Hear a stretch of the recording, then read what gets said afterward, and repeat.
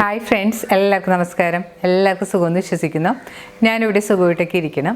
എല്ലാവരും നമ്മുടെ റെസിപ്പീസൊക്കെ ട്രൈ ചെയ്ത് നോക്കുന്നുണ്ടെന്നറിയാം. അപ്പോൾ കുറേ പേരൊക്കെ ഈസ്റ്ററിനൊക്കെ നമ്മുടെ ബീഫ് സ്റ്റൂ അതുപോലെ തന്നെ പോർക്കും ഇതാലൊക്കെ ട്രൈ ചെയ്ത് നോക്കി ഒത്തിരി നല്ല കമൻറ്റ്സൊക്കെ പറഞ്ഞ് നന്നായിരുന്നു എന്നൊക്കെ പറഞ്ഞ് എല്ലാവർക്കും എൻ്റെ സ്പെഷ്യൽ താങ്ക്സ് പറയുന്നു. ഇനി നിങ്ങളുടെ സപ്പോർട്ട് വേണം. ഇന്ന് ഞാൻ വന്നിരിക്കുന്നത് വളരെ സിമ്പിളായിട്ടുള്ള റെസിപ്പി ആയിട്ടാണ്. ഇപ്പം നമ്മുടെ വീട്ടുമുറ്റത്തൊക്കെയുള്ള ചാമ്പയ്ക്ക വെച്ചിട്ടുള്ള ഒരു സിമ്പിളായിട്ടുള്ളൊരു ജ്യൂസാണ്. ഇപ്പോൾ ചൂട് സമയമാണല്ലോ, അപ്പോൾ നമുക്കത് ഉണ്ടാക്കി കഴിക്കാൻ വളരെ ചിലവ് കുറഞ്ഞ രീതിയിൽ ട്രൈ ചെയ്യാൻ പറ്റുന്നൊരു ജ്യൂസാണ്. അപ്പോൾ നിങ്ങളിത് ട്രൈ ചെയ്ത് നോക്കുക. ട്രൈ ചെയ്ത് നോക്കിയിട്ട് നിങ്ങളുടെ അഭിപ്രായം കമൻറ്റ് ബോക്സിൽ മറക്കരുത്. നിങ്ങളുടെ ഫ്രണ്ട്സായിട്ടൊക്കെ ഷെയർ ചെയ്യുക. അപ്പോൾ നമുക്ക് ജ്യൂസ് ഉണ്ടാക്കാൻ തുടങ്ങാം.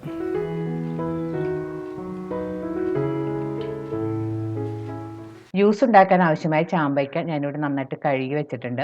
ഇനി അതിൻ്റെ നെറ്റിൻ്റെ ഭാഗവും കുരുവും ആ കറുത്ത ഭാഗമെല്ലാം ഒന്ന് കളഞ്ഞെടുക്കണം. അതിന് ശേഷം അത് കൈകൊണ്ട് ചെറിയ കഷ്ണങ്ങളായിട്ടൊന്ന് മുറിച്ചെടുക്കാം. ചാമ്പയ്ക്ക കഷ്ണങ്ങളെല്ലാം കൂടി മിക്സിയുടെ ഒരു വലിയ ജാറിലേക്ക് നമുക്ക് ഇട്ട് കൊടുക്കാം.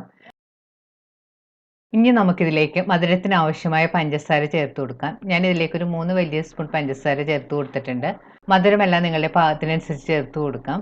ഇനി ഞാനിതിലേക്ക് ഈ സൈസിലുള്ള ഒരു നാരങ്ങ പിഴിഞ്ഞ് അതിൻ്റെ നീരും കൂടെ ചേർത്ത് കൊടുക്കുന്നുണ്ട്.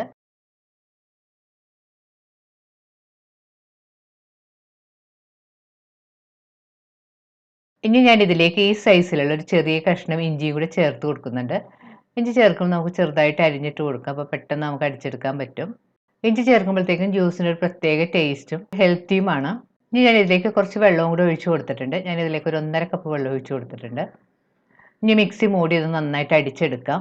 ചാമ്പയ്ക്ക ഈ കാണുന്ന പോലെ നന്നായിട്ട് അടിച്ചെടുത്തിട്ടുണ്ട്. ഇനി നമുക്കിതൊന്ന് അരിച്ചെടുക്കണം. ചാമ്പയ്ക്ക ജ്യൂസ് അരിച്ചെടുത്തതിന് ശേഷം ഇതിലേക്ക് നമുക്ക് കുറച്ച് വെള്ളവും കൂടി ചേർത്തൊന്ന് മിക്സ് ചെയ്ത് കൊടുക്കാം. ടേസ്റ്റ് ചെയ്ത് നോക്കിയിട്ട് പാകത്തിലുള്ള പഞ്ചസാരയെല്ലാം ചേർത്ത് കൊടുക്കാം. ഇപ്പോൾ നാട്ടിൽ ധാരാളമായിട്ട് ചാമ്പയ്ക്ക ഉണ്ടാകുന്ന സീസണാണ്. അപ്പോൾ നമുക്ക് നമ്മുടെ വീട്ടുമുറ്റത്തുള്ള ചാമ്പയ്ക്ക കൊണ്ട് ഈ ചൂട് സമയത്ത് നല്ല അടിപൊളി ജ്യൂസ് ഉണ്ടാക്കാം. അതുപോലെ തന്നെ പിക്കിൾ ഉണ്ടാക്കാം.